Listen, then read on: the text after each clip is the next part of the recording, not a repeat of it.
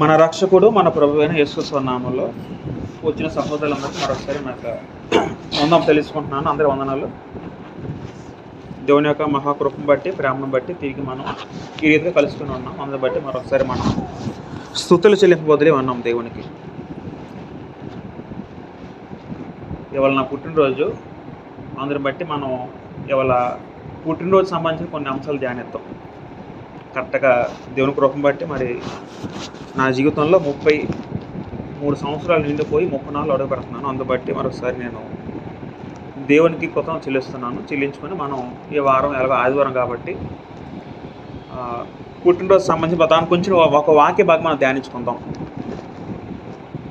మొదటగా మనకి తెలుసు, అనేకసార్లు చదువుకున్నాం గ్రంథం బట్టి, మనందరం కూడా భూమి మీద ఉన్న ప్రతి సృష్టము కూడా మనం చూసే, మన కంటికి కనిపించింది, కంటికి కనబడే ప్రతిది కూడా దేవుని చేత సృజించబడిన విషయం మనకు అర్థం అవ్వాలి. మనకు తెలుసు భూమి మీద ఏది కనబడినా సరే, భూమి అయినా ఆకాశం ప్రతి వస్తువు కానీ కనబడుతున్న మనుషులు కానీ, సమస్త జీవరాశులు, అది భూమి మీదైనా సరే, సముద్రంలో సరే, గాలిలో ఉన్నా సరే, ఏదైనా సరే సమస్తం కూడా దేవుని చేత సృష్టించబడిన విషయం మనకు అర్థం చేసుకోవాలి. అది మన క్రైస్తవులకు మనం పూర్తిగా విశ్వసించాలి. సంఘసాన్ని నమ్మడం కాదు, కానీ పూర్తిగా మనం నమ్మాలి. ఏమని నమ్మాలంటే, మనం సృజించబడిన వారం విషయం మనం నమ్మాలి. సృజింపబడిన అర్థం ఏంటంటే సృష్టించబడిన వారం. ఉదాహరణకి ఈ ఫోన్ ఉంది. ఫోన్ అనేది ఎవరు చేశాడు? ఒక మనిషి చేశాడు. మనిషి చేస్తేనే ఫోన్ వచ్చింది, లేకపోతే ఫోన్ వస్తుందా? రాదు. ఇలాగ ప్రతి వస్తువు కూడా ఒక్కొక్క వస్తువుని ఒక్కొక్క వ్యక్తి తయారు చేసింది. అదేవిధంగా జీవము కలిగిన మనుషులందరూ కూడా దేవుని చేత మనం పుట్టించబడిన వారమైన మనిషి మనం జ్ఞాపకం చేసుకోవాలి. ఒక మాట చదువుకుంటే 139 కీర్తన 139 కీర్తనలో దావీదు గారు అంటూ కొన్ని మాటలు ధ్యానిద్దాం. 13 నుంచి 16 చదువుకుందాం. 139 కీర్తన 13-16 చదువుకుందాం. దావీదు అంటారు, 13 చదువుకుందాం. 13 నుంచి 16. నా అంతరేంద్రియంలో నీవే కలుగజేసేదివి, నా తల్లి గర్భముందు నన్ను నిర్మించిన వాడు నీవే. నీవు నన్ను కలుగు చేసిన విధము చూడగా భయమును ఆశ్చర్యం నాకు పుట్టుచున్నవి. అందుని బట్టి నేను నీకు కృతజ్ఞతలు చెల్లించుతున్నాను. దావీదు గారు అంటున్న చాలా చక్కని మాట ఏంటంటే, ప్రియులారా, నా అంతరింద్రియాలు నీవే కలుగు చేసేదివి. దేవుడితో అంటున్న మాటలు ఏమని అంటున్నారంటే, నా అంతరింద్రియం అంటే అర్థం ఏంటంటే శరీరంలో కనబడిన అవయవాలు. ఇదేంటిది? దేహం, శరీరం. దీంట్లో ఏమున్నాయి? అవయవాలు ఉన్నాయి. కంటి కనబడుతుందా? కనబడు. మనలో గుండె ఉంది, కంటి కనబడుతుందా? కనబడదు. మనలో కిడ్నీలు ఉన్నాయి, కనబడుతుందా? ఇలాగా మానవ దేహం అనేది నువ్వే నిర్మించావు, నువ్వో కలుగజేసావు అంటాడు దావీదు. ఇంకేమంటారంటే, దేవుడు మనిషిని ఎక్కడ తయారు చేశాడంటే తల్లి గర్భం ముందు తయారు చేశాడట. దావీదు ఏమంటారు? నా తల్లి గర్భం ముందు నన్ను నిర్మించిన వాడు నీవే. నిర్మించడం, తల్లి గర్భంలో ఉన్నప్పుడే దేవుడు మనుషులను నిర్మించాడు. మనుషులు అంటే అందరూ, నేను ఒక్కను కాదు, ప్రతి ఒక్కరు కూడా, మీరు నేను అందరూ కూడా, సమస్తం కూడా తల్లి గర్భం ముందు నిర్మించింది దేవుడైన అక్కడ గ్రంథకర్త దావీదు జ్ఞాపకం చేస్తున్నాడు. నీవు నన్ను కలుగు చేసిన విధము చూడగా భయమును ఆశ్చర్యం నాకు పుట్టుచున్నవి. అందుని బట్టి నేను నీకు కృతజ్ఞతలు చెల్లించున్నాను అంటాడు. నీవు నన్ను కలుగు చేసిన విధము చూడగా భయమేమో ఆశ్చర్యం కలుగుచున్నాను అంటాడు. నిజంగా మన శరీరంలో మనకు తెలియని ఒక ప్రపంచం ఉంది, అవునా కాదా? మన దేహంలో మనకు తెలియని చాలా ఎన్నో పనులు జరుగుతాయి మన శరీరంలో. ఒక సెకండ్లో మన బాడీలో ఎన్నో మార్పులు జరుగుతూ ఉంటాయి. లోన ఎంత ఫంక్షనింగ్ అవుతూ ఉంటుంది మన బాడీలో. మనం తింటున్న ఆహారం జీర్ణం అవ్వడం కానివ్వండి, మనకు శక్తి రానివ్వడం కానివ్వండి, మన హృదయం పనితీరు కానీ, గుండె పనితీరు కానీ, సమస్తం మన బాడీలో ప్రతి అవయవం కూడా ఒక్కొక్క రకంగా పనిచేస్తుంటే అవన్నీ ఎలా నడుస్తున్నాయి? అవన్నీ కూడా దేవుడు నిర్మించిన వల్ల అవన్నీ జరుగుతున్న విషయం మనకు అర్థం చేసుకోవాలి. అందుబట్టి నేను నీకు కృతజ్ఞతలు చెల్లించున్నాను అంటాడు. ఎవరు? కీర్తనకారుడు. ఒకసారి 15 చదువుకుంటే, 15-16 చదువుకుంటే, 15-16 అదే అధ్యాయంలో, నేను రహస్యముందు పుట్టినాడు, భూమి యొక్క ఆకాశం విచిత్రం నిర్మింపబడిన వాడు, నాకు కలిగిన ఎముకలు నీకు మరుగై ఉండలేదు. నేను పిండంనే ఉండగా నీ కన్నులు నన్ను చూచును. గ్రంథకథ మరి ఇంకా ఉంటారంటే, నాకు కలిగిన ఎముకలు నీకు మరుగై ఉండలేదు అంటాడు. అంటే తల్లి గర్భంలో మన ఎముకలు సహా దేవుడు నిర్మించాడు. నా ఎముకలు సమస్తం కూడా నీకు తెలియకుండా ఏది జరగలేదు అంటాడు దావీదు. అంటే దేవుడు మనిషిని ఎక్కడ జ్ఞాపకం చేసుకుంటున్నాడు? పెరిగినప్పుడు కాదు, ఆ వ్యక్తి పుట్టినప్పుడే దేవుడు మనిషిని జ్ఞాపకం చేసుకున్న విషయం నాకు అర్థం అవ్వలేదు. అంటే దేవుడికి మనిషి ఎప్పుడూ తెలుసు. ఒక వ్యక్తి, ఇప్పుడు నేను ఉన్నాను, నా పేరు రవికుమార్, నేను అనే వ్యక్తి దేవుడికి ఎప్పుడు తెలుసు? నా తల్లి గర్భంలో ఉన్నప్పటి నుంచి దేవుడు తెలుసు నేను ఎవరో. ఇర్మియా గ్రంథంలో ఒక మంచి మాట ఉంది. ఇర్మియా గ్రంథము 1వ అధ్యాయం 5వ చదువుకుంటే, ఇర్మియా గ్రంథము 1వ అధ్యాయం 5వ చదువుకుంటే అక్కడ దేవుడు ఒక మంచి మాట అంటాడు ఇర్మియా ప్రవక్తతో. ఒకసారి ఆలోచిద్దాం. ఇర్మియా గ్రంథము 1వ అధ్యాయము 5వ వచనం చదువుకుందాం.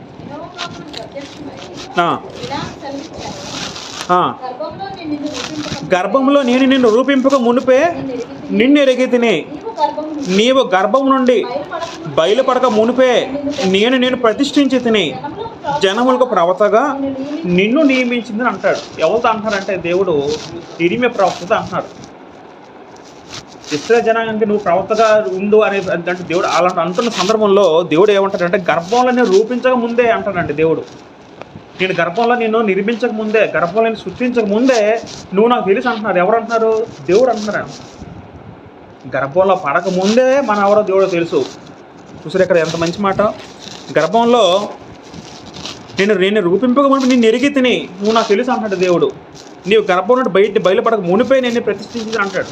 ఆయన గర్భంలో పడినప్పుడే దేవుడు ఆయన ప్రతిష్ఠించాడట, ప్రవక్తగా నియమించాడని. అంటే ఇవన్నీ మనం చదువుకుని మనకు ఏం అర్థం అవ్వాలండి? దేవుడు ప్రతి మనిషిని కూడా సృష్టించాడు అనే విషయం మనకు అర్థం అవ్వలేదు. మనందరూ కూడా దేవుడు తెలుసండి. ఎప్పుడు తెలుసండి?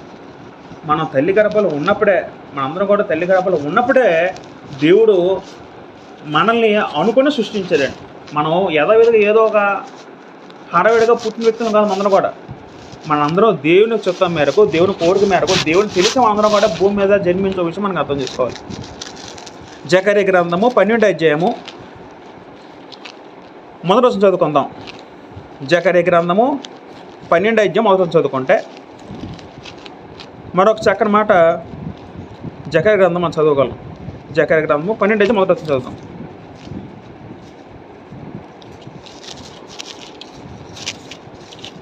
తీసారా? 12:1. దేవకి ఇశ్రాయేలు మీద ఇశ్రాయేలుకి వచ్చిన దైవస్తు ఇశ్రాయేలుకి వచ్చినది యెహోవా వాక్కు.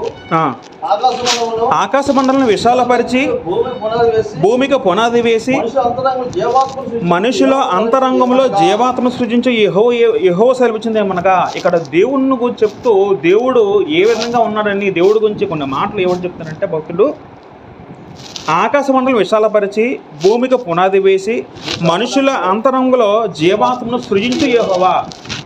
మనిషి అంతరంగం అంటే మనిషిలో ఏముంది?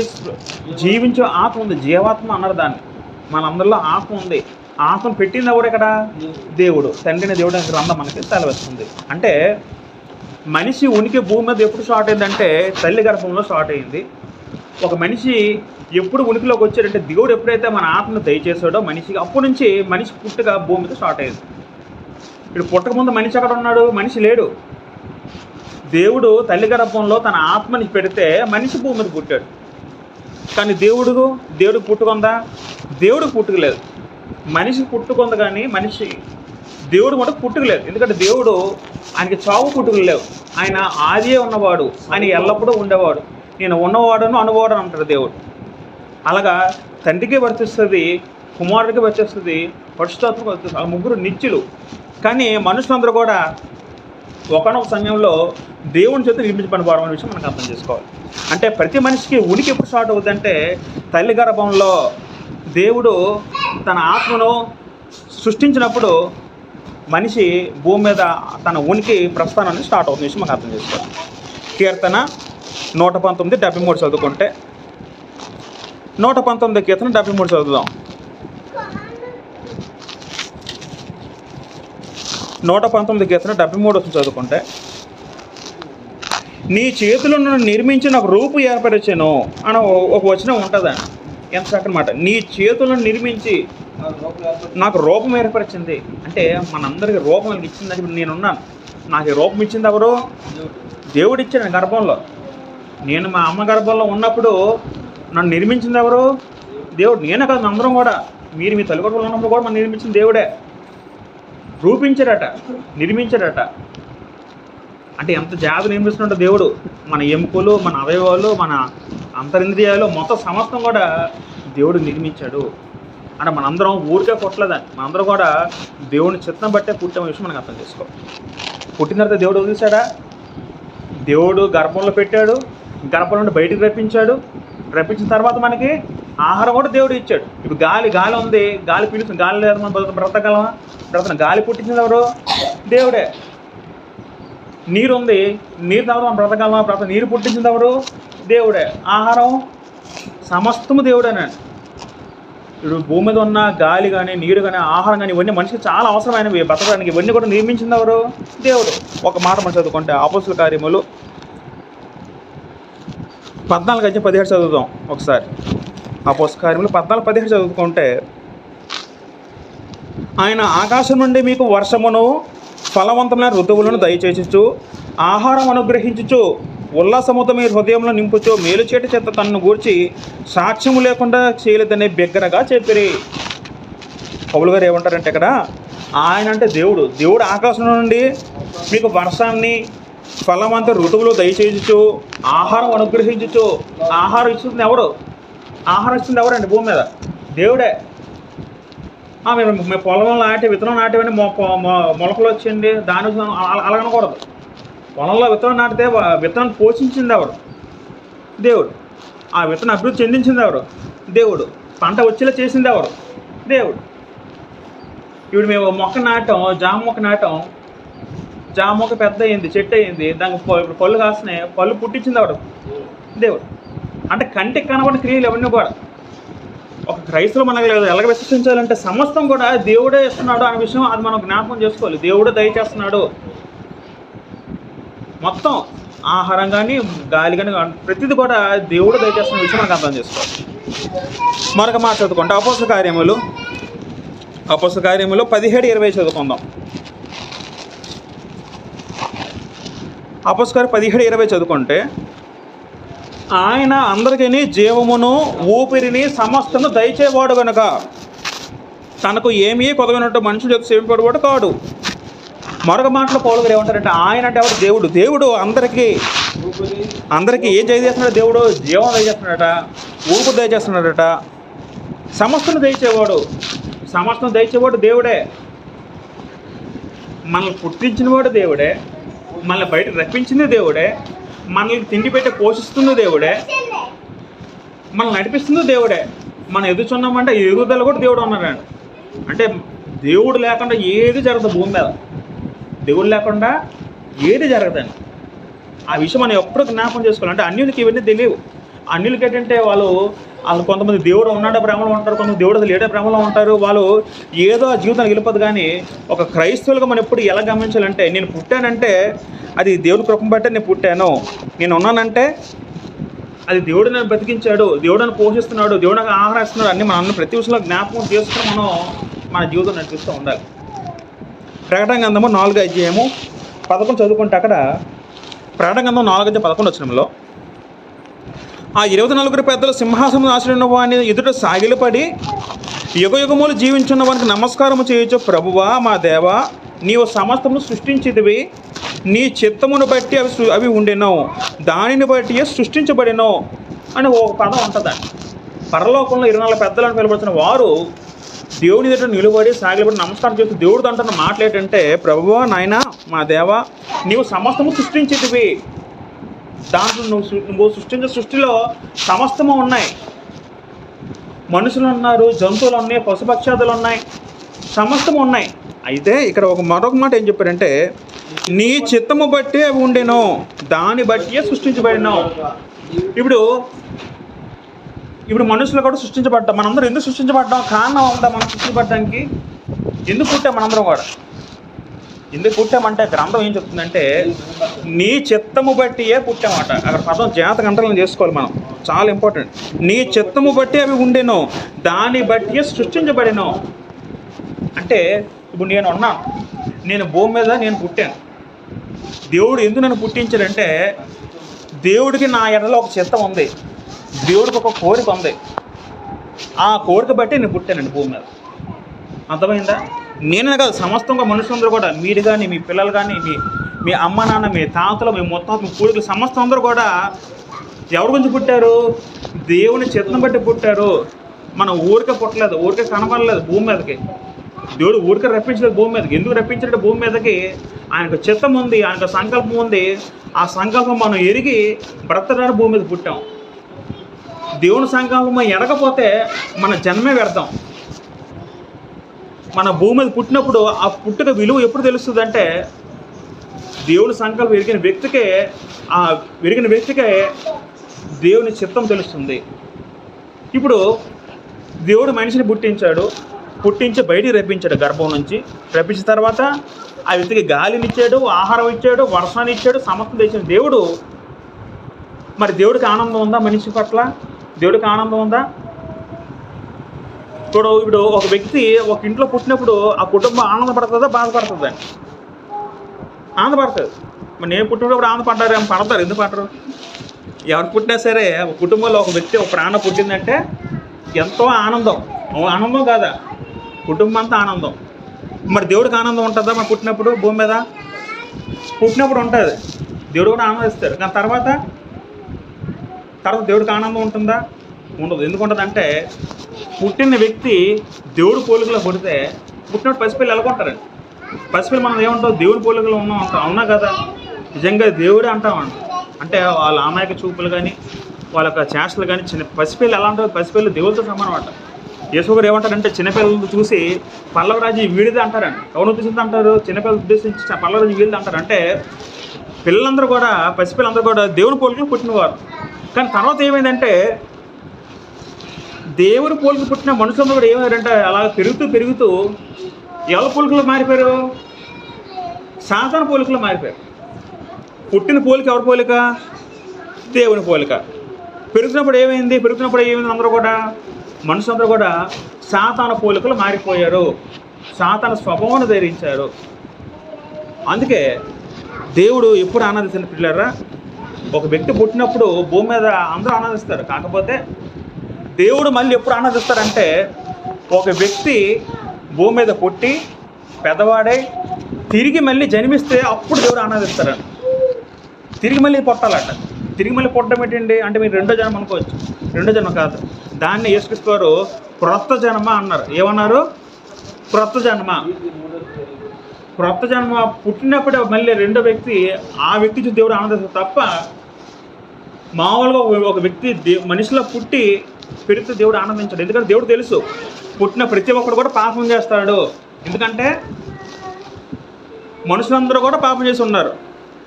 పాపం లేకుండా ఎవడు ఏ మనిషి కూడా ప్రపంచంలో లేడు. కాబట్టి దేవుడు ఎప్పుడు ఆనందిస్తాడంటే, మనుషులు పుట్టినప్పుడు ఆనందిస్తారు. కానీ దేవుడు ఎప్పుడు ఆనందిస్తారంటే, మన పుట్టి పెరిగి పెద్దవారే దేవుని సంకల్పం తెలుసుకొని, దేవుని చిత్తం తెలుసుకొని మళ్ళీ రెండోసారి జన్మిస్తే, రెండోసారి పుడితే అప్పుడు దేవుడు ఆనందిస్తారు.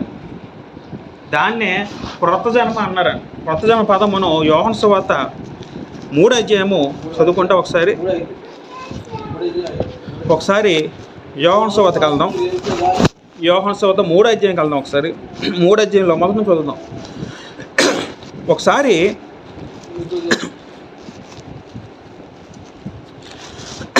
యోహాను సువార్త 3వ అధ్యాయం మొదటి నుంచి చదువుదాం. యూదుల అధికారి అయిన నికోదేమున పరిసయుడు ఒకడు ఉండెను. అతడు రాత్రి యందు ఆయన యొద్దకు వచ్చి, బోధకుడా, నీవు దేవుని యొద్ద నుండి వచ్చిన బోధను మెరుగుదము. దేవుడు అతను తోడే ఉంటేనే కానీ నీవు చేసిన సూచక్రియలు ఎవడు చేయడం ఆయనతో చెప్పాను. ఇక్కడ ఒక వ్యక్తి ఉన్నాడు. ఆ వ్యక్తి పేరు ఏంటంటే నికోదేము. ఆయన ఎవరంటే పరిసయుడు, యూదుల నాయకుడు. ఆయన దేవుని వైపు వెళ్ళిన వ్యక్తి, మంచి వ్యక్తి. ఆయన ఒకసారి యేసుక్రీస్తు దగ్గరికి వచ్చి ఏమంటారు, రాత్రి వేళ వచ్చాట, బోధకుడా, నీవు దేవుని దగ్గర వచ్చిన బోధ మేము ఎరుగుదాము అంటారండి. అంటే ఏదో ఎరిగాడంటే ఆయన చేసిన సూచక్రియలు. యేసుక్రీస్తు భూమి చూసినప్పుడు ఎన్నో సూచక్రియలు అద్భుతాలు చేశారు. అవన్నీ చూసిన తర్వాత ఆయన నిజంగా నమ్మి, నీవు నిజంగా దేవుడి దగ్గర వచ్చి నమ్ముతున్నాను. తర్వాత ఏమంటారంటే, దేవుడు అతనికి తోడే ఉంటేనే కానీ నీవు చేసిన సూచక్రియలు ఎవడనో చేయలేటని ఆయనతో చెప్పి, అంటే ఇంకా ఉంటారంటే, నిజంగా నీకు దేవుడు తోడే ఉన్నాడు, తండ్రి నీకు తోడే ఉన్నాడు. తండ్రి తోడు నీకు లేకపోతే ఎవడు కూడా అద్భుతాలు చేయలేడు అన్నప్పుడు వెంటనే యేసుక్రీస్తు వారు ఏమంటారంటే ఒక సమాధానం 3వ చదువు. అందుకు యేసు అతనితో అతనితో కొత్తగా జన్మిస్తే కానీ ఒకడు క్రొత్తగా జన్మిస్తే కానీ అతడు దేవుడి రాజ్యం చూడలేడని నీకు అతడు దేవుని రాజ్యమును చూడలేడని నీతో నిశ్చయంగా చెప్తున్నాను నేను. వెంటనే యేసుక్రీస్తు వారు ఏమంటారు అంటే ఆ మాటలకి పొంగిపోలేదు. ఆ మాటలకి సమాధానం ఇవ్వకుండా ఆయన అడగని ప్రశ్నకు ఒక సమాధానం చెప్పాడు. ఏంటో సమాధానం అంటే యేసు అతనితో ఒకడు క్రొత్తగా జన్మిస్తే కానీ, క్రొత్తగా జన్మించిన అర్థం ఏంటండి? అక్కడ మొదటి ఇంకా ఒకటి ఉంటుంది. కింద చూస్తే ఫుట్ నోట్లో పైనుండి అనే పదం ఉంటుంది. అందుకు యేసు అతనితో ఒకడు క్రొత్తగా జన్మించితే కానీ అతడు దేవుని రాజ్యమును చూడలేదని మీతో నిశ్చయంగా చెప్తున్నాను నేను. క్రొత్తగా జన్మించడం అనే పదం వాడారు యేసుతో. ఎవరితో? ఆ నికోదేము వ్యక్తితో. ఆ వ్యక్తితో యేసుతో ఏమంటారంటే నువ్వు వెళ్ళి క్రొత్తగా జన్మించాలయ్యా, క్రొత్తగా పుట్టాలి, తిరిగి పుట్టాలి. నువ్వు తిరిగి పుట్టినప్పుడే నీకు దేవుని రాజ్యంలో నీకు వారసత్వం ఉందని యేసుతో అర్థం జరిగింది. అప్పుడు ఇంక డౌట్ వచ్చి డౌట్ వచ్చి ఏమంటారంటే అందుకు నికోదేము ముసలివాడైన మనుషులు ఎలా చెల్లింపగలడు? రెండో మారు తల్లి గర్భం ప్రవేశించి జన్మించగలడు ఆయన అడుగుగా. ఈ డౌట్ వచ్చింది. మళ్ళీ నేను కొత్తగా పుట్టమంటున్నారు ప్రభువా, మళ్ళీ నేను ఎలా పుడతాను? ఆల్రెడీ తల్లి గర్భంలో బయటకు వచ్చాను కదా, నేను ముసలివాడిని. మళ్ళీ తల్లి గర్భంలో వెళ్ళి నేను ఎలా పుడతాను? సాధ్యమని అడిగినప్పుడు అప్పుడు యేసుక్రీస్తు వారు ఏమంటారంటే ఒకటి నీటి మూలముగాను ఆత్మ మూలముగాను జన్మించితే కానీ దేవుని రాజ్యములో ప్రవేశించలేడని నీతో నిశ్చయంగా చెప్పుచున్నాను నేను. అప్పుడు యేసుక్రీస్తు వారు చెప్తున్న మాట ఏంటంటే ఒకడు నీటి మూలముగా ఆత్మ మూలముగా జన్మిస్తే కానీ దేవుని రాజ్యంలో ప్రవేశించలేడు అని చెప్పడం జరిగిందండి. ఇక్కడ జాగ్రత్త గమనిస్తే క్రొత్తగా జన్మించిన పదం ఉంది. క్రొత్తగా జన్మించిన అర్థం ఏంటంటే తిరిగి జన్మించాలి, తిరిగి పుట్టాలంట దేవుడికి. తిరిగి దేవునికి ఎలా పుడతాం? మళ్ళీ ఇక్కడ దేవుని రాజ్యం పదం, దేవుని రాజ్యం అంటే అర్థం ఏంటంటే యేసుక్రీస్తు వారు తన త్వరలో స్థాపింపబోయే ఆత్మీయ సంఘం, ఆ సంఘాన్ని దేవుని రాజ్యం అని అన్నారు. అదే క్రీస్తు సంఘం. క్రీస్తు స్థాపించబోయే సంఘం క్రీస్తు సంఘం. అయితే దేవుని రాజ్యం ప్రవేశించడం అర్థం ఏంటంటే ఆ సంఘంలోనే ఆశీర్వాదాలు అనుభవించడం అంటే అర్థం ఏంటంటే ప్రియులారా, ఒక మనిషిని దేవుడు పుట్టించిన తర్వాత దేవుడు ఆ వ్యక్తిని ఆనందించలేడు. ఎందుకు ఆనందించలేడు అంటే ఆ వ్యక్తి పాపం చేశాడు. మనం అందరూ కూడా పాపం. ఒకప్పుడు పాపం అంటే ఆజ్ఞను అతిక్రమించిన పాపం. అయితే ఏ విధంగా మనిషి పాపం చేసి దేవుడు దూరం అయ్యాడో దేవుడు మళ్ళీ కనికరించి దేవుడు కూడా ఆనందిస్తారంటే మళ్ళీ దేవుడికి పుట్టాలి మనం రెండోసారి. నీటి మూలముగా ఆకు మూలంగా పుట్టాలట. అంటే అర్థం ఏంటంటే నీటి మూలంగా ఆకు పుట్టడం అర్థం ఏంటంటే అదే బాప్తిస్మం అని అర్థం చేసుకోవచ్చు. దీన్ని ఇంకా బాగా వివరించవచ్చు కానీ మనం క్లుప్తంగా చెప్పుకుంటాం. మళ్ళీ దేవుడు పుట్టడం అంటే అర్థం ఏంటంటే మనం మార్పు చెంది మార్మన్స్ పొంది బాప్తిస్మం తీసుకున్నప్పుడు మనం ఎవరికి పుడతాం? మళ్ళీ రెండోసారి పుడతాం దేవుడు. అప్పుడు మళ్ళీ దేవుడు మనకు అంటాడట. దేవుడు తల్లి గర్భం మనల్ని ఎలాగైతే నిర్మించాడో అదే విధంగా దేవుడు రెండోసారి వాళ్ళకి అంటున్నాడు. ఎక్కడికి అంటాడంటే బాప్తిస్మంకి అంటాడు. మనం ఎప్పుడైతే దేవుణ్ణి ఒప్పుకొని దేవుణ్ణి మనం విశ్వసించి మనం చేస్తున్న పాపాలన్నీ మనం ఒప్పుకొని మార్మల్స్ పొందితే అప్పుడు దేవుడు మనం తిరిగి అంటాడట బాప్తిస్మంలో. అంటే ఇదంతా కూడా ఆత్మీయంగా జరుగుతుంది. ఆత్మీయంగా జరిగే ప్రక్రియ ఇవన్నీ కూడా. ఇప్పుడు ఒక మాట మనం చదువుకుంటే యోహాను సువార్త 1:13 యోహాను సువార్త 1:13 చదువుదాం. వారు దేవుని వలన పుట్టిన వారే కానీ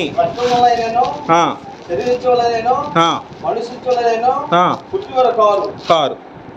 ఎవరు పుట్టినాడు దేవుని వలన? మళ్ళీ దేవుని వల్ల పుట్టడం ఏంటి? మనం పుట్టినప్పుడే దేవుడు పుట్టించాడు. మళ్ళీ దేవుని వల్ల పుట్టడం అంటే అర్థం ఏంటంటే దాని ముందు చదువుదాం. 12 చదువుకుంటే తన్ను ఎందరు అంగీకరించారో వారికి అందరికీ అనగా తన నామమునందు విశ్వాసముంచు వారికి దేవుని పిల్లలగుటకు ఆయన అధికారం అనుగ్రహించను. మనం రెండోసారి పుట్టాలంటే రెండోసారి దేవుడికి పుట్టినప్పుడు దేవుడు ఆనందిస్తాడండి. అందరూ కూడా దేవుడు ఆనందించడు. రెండోసారి ఎలా పుడతామంటే మనం యేసుక్రీస్తుని నమ్మాలి, ఆయన విశ్వసించాలి. తర్వాత మారు మనసు పొందాలి, మార్పు రావాలి. మార్పు వచ్చి మన జీవితంలో అప్పుడు బాప్తిసం తీసుకుంటే అప్పుడు మన అందరం కూడా ఎవరికి పడతామట? దేవుడికి పడతామండి. అప్పుడు దేవుడికి పుడితే అప్పుడు దేవుడికి ఆనందం అండి. అంతలో కూడా దేవుడికి ఆనందం లేదు. నువ్వు పుడితే నీ ఇంట్లో సంతోషించేమో కానీ నీ పుట్టి వల్ల దేవుడికి ఆనందం లేదు. అసలు పుట్టించింది ఎవరు? దేవుడు.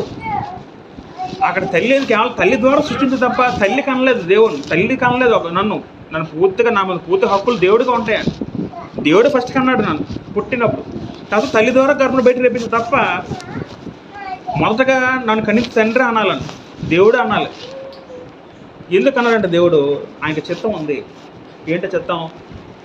నేను పుట్టి పెరిగి పెద్దయిన తర్వాత సువార్తను నమ్మాలి, యేసుక్రీస్తుని నమ్మాలి, నా జీవితాన్ని మార్చుకోవాలి, బాప్తిసం పొందాలి, పరిశుద్ధంగా జీవించాలి. అది దేవుని యొక్క సంకల్పం. ఆ సంకల్పం ఎరిగినప్పుడే నా పుట్టుకకి ఒక విలువ ఉంటుందండి. నా పుట్టుక ప్రతి ఒక్కరి పుట్టుక కూడా మన పుట్టిన తర్వాత దేవుని తెలుసుకొని బాప్తిసం పొంది పరిశుద్ధంగా జీవిస్తేనే అప్పుడు ఆ వ్యక్తి ఆ పుట్టుకకి ఒక ధన్యకర జీవితం అవుతుంది. అప్పుడు వాళ్ళు దేవుని పిల్లలు అవుతారు, దేవుని వాళ్ళు పుట్టినవారు అవుతారట. క్రొత్త జనం అంటే బాప్తిసం తర్వాత మందరూ కూడా తిరిగి దేవుని మనల్ని కంటారట బాప్తిసంలో. యాకోబు పత్రిక 1వ అధ్యాయం 18 చదువుదాం. యాకోబు పత్రిక 1వ అధ్యాయం 18 చదువుకుంటే,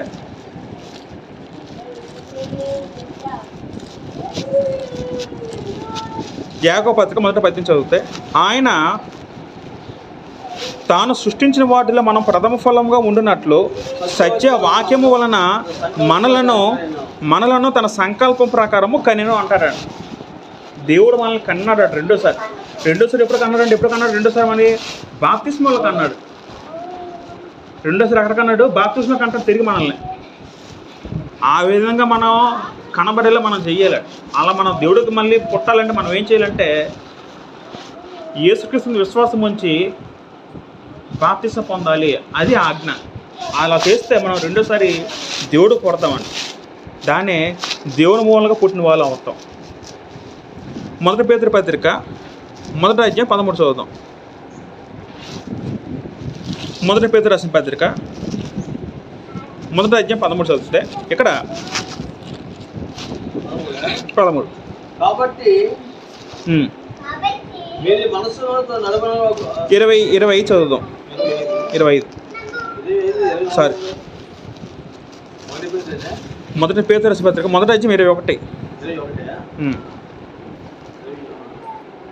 ఆయన జగత్ పునాది మునిపే నియమింపబడిన గాని తన మృతుల్లో నుండి లేపి తన మహిమనిచ్చిన దేవుని వాళ్ళ జోడియాల తన ద్వారా సువాసనైన మీ నిమిత్తము కడవారి కాలంలో ప్రత్యక్షపరచబడిన 22 చదువుదాం.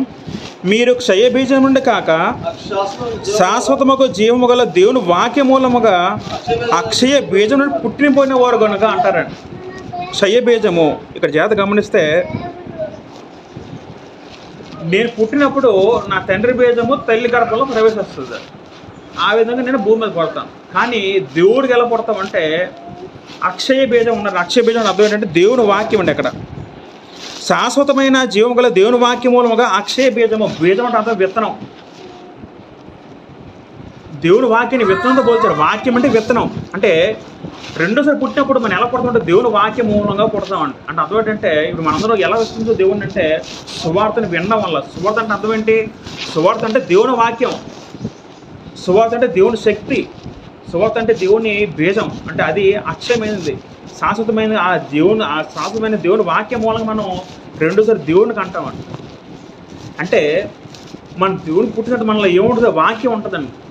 ఆ వాక్యం ఉంటే దేవుడు ఉన్నట్టు మనలో. ఆ వాక్యము పరిశుద్ధాత్మ ద్వారా మన హృదయంలో ఉంటుంది. అందుకే బాప్తిసం తర్వాత పరిశుద్ధాత్ముడు వాక్య రూపంలో మన హృదయంలో ఉంటాడండి.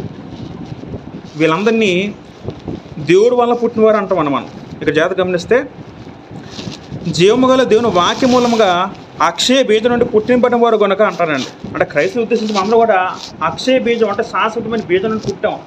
ఆ శాశ్వత బీజం అంటే వాక్యం విషయం మనకు అర్థం అవ్వాలి. వాక్యం అంటే విత్తనం. అంటే వాక్యం మన హృదయంలో పడటం వలన ఆ విశ్వసించి మనందరం కూడా రెండోసారి దేవుడు కనపడతాం. ప్రియులారా, మనం నేర్చుకోవాల్సిన విషయం ఏంటంటే క్రొత్తగా జన్మించాలంటే తిరిగి జన్మించాలండి. తిరిగి జన్మించబడటం. తిరిగి జన్మిస్తేనే మనం పరలోక రాజ్యంలో చేరగలమండి. దేవుడు పుట్టినప్పుడు మనిషి పరిశుద్ధంగా పడతారు, కానీ పుట్టి పెరిగినప్పుడు సాతాను పోలుగా మారపడుతున్నాం. ఎందుకు మార్చబడుతున్నామంటే సాతాను మన బానిసైపోయి సాతాను వారికి దురాశ మనం చేయకూడదు, మనం సాతాను మారిపోయిన తర్వాత దేవుడు మనకి ఏం చేశాడంటే, మీరు మళ్ళీ వాక్యాన్ని విశ్వసించి బాప్తిసం పొందితే మీరు మళ్ళీ నాకు కొడతారని దేవుడు అక్కడ చెప్పడం జరుగుతుంది. ఇవన్నీ జరగాలని అందరూ మనం మొదటి స్టెప్ ఏంటంటే మారు మనస్సు. ఒక వ్యక్తి ఖచ్చితంగా మారు మనసు పొందాలి. మారు మనసు అర్థం ఏంటంటే వాని జీవితం మార్చుకోవడం, వారి మనసు మార్చుకోవడం, మన హృదయం మార్చుకోవడం. ఒకసారి లోకస్వార్త 15 అధ్యాయంకి వెళ్తే లోకస్వ 15 అధ్యాయంలో తప్పిపోయిన కుమారుడు ఉపమానం ఉంటుందండి. ఆ ఉపమానాల్లో ఒక వ్యక్తి ఏమో తన తండ్రి నుంచి విడిపోయి దూరం వెళ్ళిపోతాడు. కొడుకు వెళ్ళిపోయి చెడిపోతాడు, తన ఆస్తి అంతా కోల్పోతాడు. తిరిగి మళ్ళీ వాళ్ళ నాన్న గుర్తు వచ్చి మళ్ళీ తిరిగి తండ్రి వైపు వస్తున్నప్పుడు తండ్రి వాడిని చూడగానే, ఆ కొడుకుని చూడగానే వెంటనే తిట్టడు, వాడిని కౌగిలించుకొని ముద్దు పెట్టుకొని మళ్ళీ తిరిగి ఆదరించి తర్వాత తండ్రి ఎంతో సంతోషిస్తారట కొడుకు గురించి. ఇక్కడ జాతి గమనించ లోకస్వార్త 15:24 చదువుకుంటే 15:24 చదవండి ఒకసారి. నేను లేచి నా తండ్రి వద్దకు వెళ్ళి, తండ్రి పరలోకమునకు విరోధముగా నీ ఎదుట పాపం చేసిందని, ఇక మీద నీ కుమారుని అభివృద్ధి యోగించుకోను, నీకు నీ కూలివానిగా ఒకరిగా పట్టుకోమని అప్పుడు చెప్తూ అనుకొని లేచి తండ్రి వద్దకు వచ్చిన. వాడు ఇంకా దూరంగా ఉన్నప్పుడు తండ్రి వాడిని చూసి కనికరపడి పరిగెత్తుకుని వారి వెనక పడి ముద్దు పెట్టుకోలేను. అప్పుడు ఆ కుమారుడు అతనితో, తండ్రి నేను పరలోకమునకు విరోధముగా నీ ఎదుట పాపం చేసింది, ఇక మీద కుమారుడు అనిపించుకుంటూ యోగ్యుడు కూడా నేను. అయితే తండ్రి దాసులు చూసి ప్రశస్వత్వం త్వరగా తెచ్చి వీడిని కట్టి చేతికి ఉంగరం పెట్టి పాదం చెప్పులు తొలగించును, ప్రభువును శిశువు పశువును తెచ్చి వధించి మనం తీసుకొని సంతోషపడతాము. 24 వెళ్ళిపోతే ఈయన కుమారుడు చనిపోయి మనలా బ్రతికేను, తప్పిపోయి దొరికెను. ఇది చాలా మంచి మాట. ఇక్కడ ఏమంటారంటే ఈయన కుమారుడు చనిపోయి మనలా బ్రతికాను, చనిపోయి బ్రతికాడండి. ఎవడు? ఈ తప్పిన కుమారుడు. అంటే చనిపోయిన అర్థం ఏంటండి? మార్పు చెందడం అంటే దాన్ని మార్మస్ అన్నారు. మార్పు చెందారండి. ఫస్ట్ పాపలో ఉన్నాడు, తండ్రి దూరం వెళ్ళినప్పుడు పాపలో ఉండిపోయాడు. తర్వాత బుద్ధి వచ్చినప్పుడు మార్మస్ చెంది దేవుడి దగ్గరికి వచ్చారు. దాన్నే చనిపోయి బ్రతకడం అన్నారండి. అంటే పిల్లరా అప్పుడు వచ్చిన తర్వాత దేవుడు ఎంతో అక్కడ ఆ తండ్రి ఎంతో సంతోషిస్తారండి. మరొక మాట చదువుకొని మనం లోకస్వార్త 15 అధ్యాయం ఒకసారి 15:10 చదువుకుందాం. 15:10 చదువుకుంటా ఒకసారి. అటువలే మారు మనసు పొందు ఒక పాపి విషయమై దేవుని దూత ఎదుట సంతోషం కొలని మీతో నేను చెప్తున్నాను. ఆ 15 అధ్యాయంలో లోకస్వార్త 3-4 వచనాల్లో సంతోషం కలిగిన ఒక పదం ఉంటుందండి. 15:7 చదువుకుందాం. అటువలే మారు మనసు అక్కర్లేని 99 నీతిమంతుల విషయమే కలుగు సంతోషం కంటే మారు మనసు పొందు ఒక పాపి విషయమై పరలోక మంది యొక్క సంతోషం కలుగును. లోకస్వార్త 15 అధ్యాయము 7 చదువుకుంటే ఒక మాట ఉంటుంది. అంతటా మారు మనసు అక్కర్లేని 99 మంది నీతిమంతుల విషయమే కలుగు సంతోషం కంటే మారు మనసు పొందు ఒక పాపి విషయమే పరలోక మంది ఎక్కువ సంతోషం కలుగును. దేవుడికి ఎప్పుడు సంతోషం ఆనందం కలుగుతుంది అంటే మన ఎడల మన మారు మనసు పొందినప్పుడే. మారు మనసు పొంది బాప్తిసం పొందినప్పుడు దేవుడు సంతోషం కలుగుతుంది. అంత దేవుడు సంతోషం రాదు. దేవుడికి ఎప్పుడు ఆనందం, దేవుడికి ఎప్పుడు సంతోషం అంటే మళ్ళీ ఆయన రాజ్యంలో మనం చేరినప్పుడు. ఎప్పుడు రాజ్యంలో చేరుతాం? దేవుని రాజ్యం సంఘంలో చేర్చబడటం. సంఘంలో చేర్చబడాలంటే మనం ఏం చేయాలి? మార్పును పొందాలి, మారాలి, మన జీవితం మారాలి, మన మనసు మారాలి, మన హృదయం మారాలి. మనం మార్చుకుంటే మన జీవితం మారుతుంది తప్ప మనం దేవుని రాజ్యంలో చేరలేము. దేవుని రాజ్యంలో చేరినందుకు కూడా మనందరం కూడా దేవునికి ఇష్టలుగా ఉండలేము. ఎప్పుడైతే నేను దేవుని రాజ్యంలో చేరుతానో, ఎప్పుడైతే సంఘంలో చేర్చబడతానో అప్పుడు దేవుడికి చాలా ఆనందం వేస్తుంది. అప్పుడు సంతోషం కలుగుతుంది. నా కుమారుడు వచ్చాడు. ఆ తప్పిన కుమారుడు ఉపమానంలో తండ్రి దగ్గరికి కుమారుడు ఎప్పుడైతే వచ్చి చేర్చుకున్నాడో మొదటి సందర్భంలో దూరం వెళ్ళిపోయాడు కుమారుడు. తండ్రికి కుమారుడు చాలా వ్యత్యాసం ఉంది, సంబంధం దూరం. తర్వాత ఆ వ్యక్తి దగ్గరికి వచ్చాడు, తండ్రి చేర్చుకున్నాడు. అదేవిధంగా మనం కూడా పుట్టిన తర్వాత దేవుడికి దూరం అయిపోతున్నాం. ఎప్పుడైతే మార్పు నొందుతో మనం దేవుడి దగ్గరికి వస్తామో అప్పుడు దేవుడు చేర్చుకుంటాడు సంఘంలో, తన రాజ్యం. ఆ విషయాన్ని అర్థం చేసుకోవాలి. మత్తయి సువార్త 18:3 చదువుకుంటే మనం పరలోక రాజ్యం అన్నా అంటే కొన్ని సందర్భం బట్టి దేవుని రాజ్యం అన్నా మనం ఒకే విధంగా అర్థం చేసుకోవాలి. ఉదాహరణకి మత్తయి సువార్త 18:3 చదువుకుంటే, మత్తయి సువార్త 18:3 చదువుకుంటే, మీరు మార్పు నుండి బిడ్డల వంటి వారైతేనే కానీ పరలోక రాజ్యంలో ప్రవేశించలేరని మీతో నిశ్చయంగా చెప్తున్నాను నేను. మన మార్పు నుండి బిడ్డల వంటి వారికి మారాలంట. అంటే మన చిన్నపిల్లల మార్పు అర్థం కాదు, కానీ మన హృదయము చిన్నపిల్ల మనసుగా మారిపోవాలి. మన మనసు చిన్నపిల్ల మనసుగా మారిపోవాలి. చిన్నపిల్ల అంటే పరిశుద్ధుల విషయంగా అలా మారిపోవాలి. మరొక మాటలో మనం చదువుకుంటే మత్తయి సువార్త 7:22లో, మత్తయి సువార్త 7:22లో 7:22 చదువుకుందాం వస్తుంది. అక్కడ యేసుక్రీస్తు మాట అంటారు 22 సారీ మత్తయి సువార్త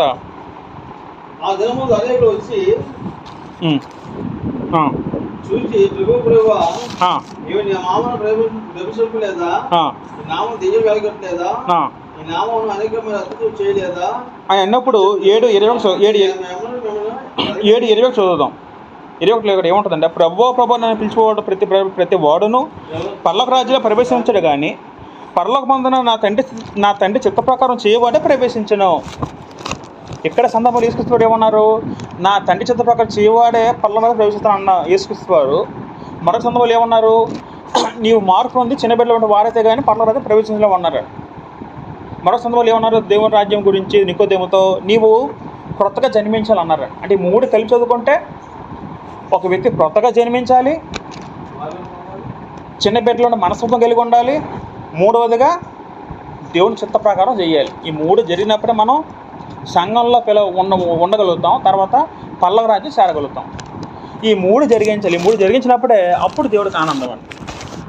ఈ 3 జరిగించకుండా మన హృదయము మన మనసు దేవుడికి ఇవ్వకుండా మన దేవుడికి ఎంత అర్పించినా ఎంత సమర్పించినా సరే దేవుడు అది అంగీకరించడండి. దేవుడు కోరుకుని మన మనస్సే కోరుకుంటున్నాడండి. దేవుడు మన హృదయం కావాలండి. దేవుడికి మన హృదయ స్థానం కావాలండి. మన హృదయ స్థానం దేవుడికి ఇచ్చినప్పుడు దేవుడికి ఆనందం తప్ప నువ్వు దేవుడికి ఎంత డబ్బు ఇచ్చినా ఎంత సమయం ఇచ్చినా దేవుడు నువ్వు నీకు ఎంత జ్ఞానం ఉన్నా సరే బైబిల్లో అది యాక్సెప్ట్ చేయడు. నీ హృదయం దేవుడికి ఎంత దగ్గరగా ఉందో అదే దేవుడు చూస్తాడు. అప్పుడే దేవుడికి ఆనందం, అప్పుడే మన పుట్టుకు విలువ ఉంటుందని. మనకి మొదటి యోహాను పత్రికలో చాలా మాటలు ఉంటాయి. మనం వీలైతే వచ్చిపోదాం, ఇంకా చర్చిద్దాం. ఒకసారి మనం చదువుకుంటే మొదటి యోహాను పత్రిక 2:29 చదువుకుంటే అక్కడ మొదటి యోహాను పత్రిక 2:29